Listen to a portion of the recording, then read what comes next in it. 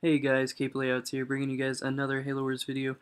And today it's kind of a special video because it's playing against DC Sparta. Now DC Sparta is known as one of the original Halo Wars professional players and just a very well-known player that just helped define what being a high-level player was and helped create a lot of the original strategies in Halo Wars. And I think it's cool to see that he's come back, and with the fact that he's come back, I figured I would talk about backwards compatibility and what's all about to happen with Halo Wars and population and what you should expect with people coming back and all that. And it's actually really exciting to see that a player like DC Sparta has come back and will really set the motion for a lot of the other players to come back. And we might see a huge rise in competitive play really, really soon. So this month in December, backwards compatibility is coming out. It's going to be the full version, not the little shitty version that came out in November. And I'm sorry my last video for being misinformed. I didn't know that they were going to split it up into two parts. But anyway, Halo Wars is going to be backwards compatible. And there's going to be a lot of players coming back. I mean, DC Sparta is a very big example of people coming back. And we got Dawn of War and some other people I'm not even really sure about. But yeah, we should see a huge rise in players, and I think it's gonna be a lot of fun. Like everybody, if you don't have Halo Wars right now, go pick it up. Get it on Xbox One, get it on 360. Everybody come back. Let's make the game a lot of fun while it lasts. And who knows how long it's gonna last? Maybe it'll be for until January. But I mean, let's make the most of it. Let's have a good time, and not just have to do customs all the time. And I just think it's gonna be a lot of fun. So let's get Halo Wars big again, and I really think it's gonna happen. It's not gonna be like as big as when it first came out or anything, but I mean a huge rise compared to what it's been the last couple years. The only thing that would make it even better is if somehow we could get the leaderboard to reset. I don't know if that's gonna happen, and probably won't. But if it did, that would be freaking awesome. Well, anyway, so I'm excited about backwards compatible for Halo Wars, and it's nice to see a player like DC Sparta has come back, and there will be a lot more players coming back, I'm sure, now that DC Sparta has kind of set the example and showing people that they should come back, and it's still a fun game and stuff like that. So anyway, I'm really excited to see the last year of Halo Wars, or however long until Halo Wars 2 comes out. And it just kind of shows that everybody's ready for Halo Wars 2, and they're showing their support by playing some Halo Wars 1. But anyway, I guess I'm going to go ahead and get into the game. So in this game, I am playing with LaPerla, and we are Anders Brute versus Anders Arbiter, and it's DC Sparta and Dawn of War. And this game, I went Temple third to try and trick DC Sparta into coming on offense, and he did take the bait. I knew if I went Temple second or first, they would just play double defense on me. And as a chieftain, it's kind of hard to deal with that. There's not really much I could do. So I went Temple third and hoped that they might go double O, but instead they decided to play defense with their hogs and offense with their arbiter, which was really, really good for me because it let me destroy their hogs while pumping brutes and keeping their pads down.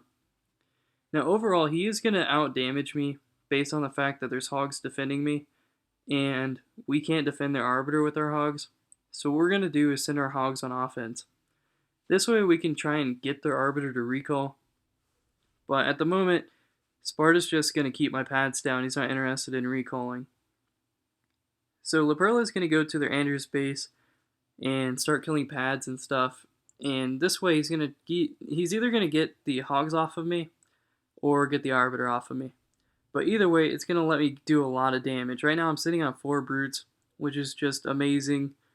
And they're going to keep sacking hogs into me. So I'm going to try and get some vortex in and keep their hog numbers down. The biggest issue with Anders Brute versus Anders Arbiter is losing hog control. We really need to have a big hog lead to make up for the fact that they can just rage everything down. So right now, with me killing hogs and vortexing and killing with my brute squads, I'm really making sure that we have a big enough hog lead to make up for that disadvantage that we have. So really, we're doing a good job right now.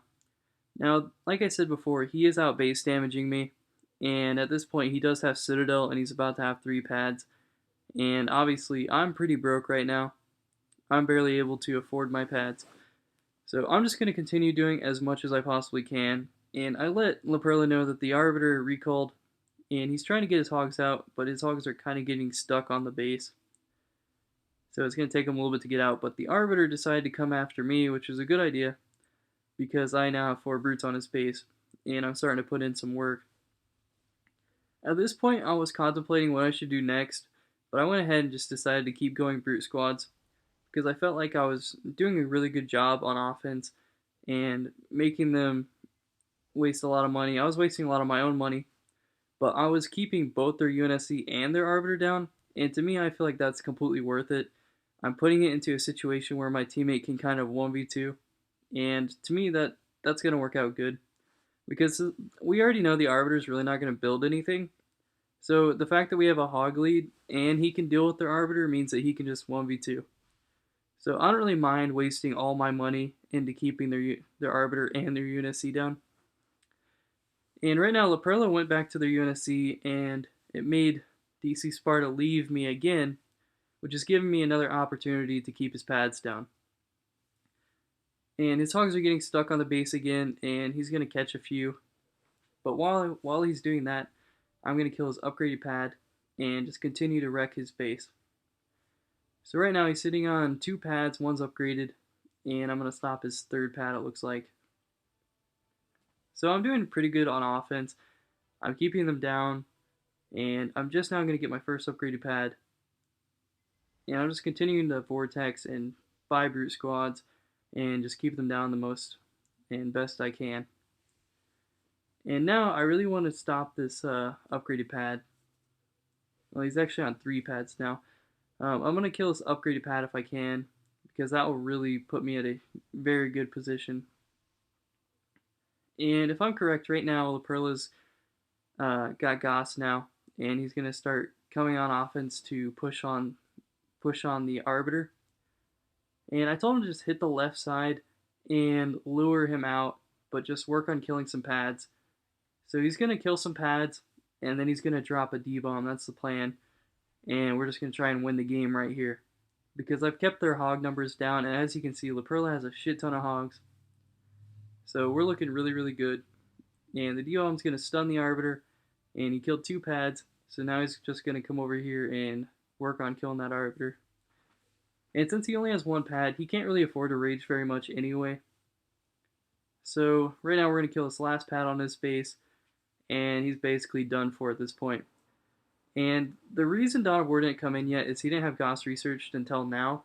So now that he could come in, he just doesn't have enough hogs to compete. So at this point, there's just nothing he can do. So anyway, I hope you guys enjoyed this game. And please subscribe, like, and comment. Have a great day.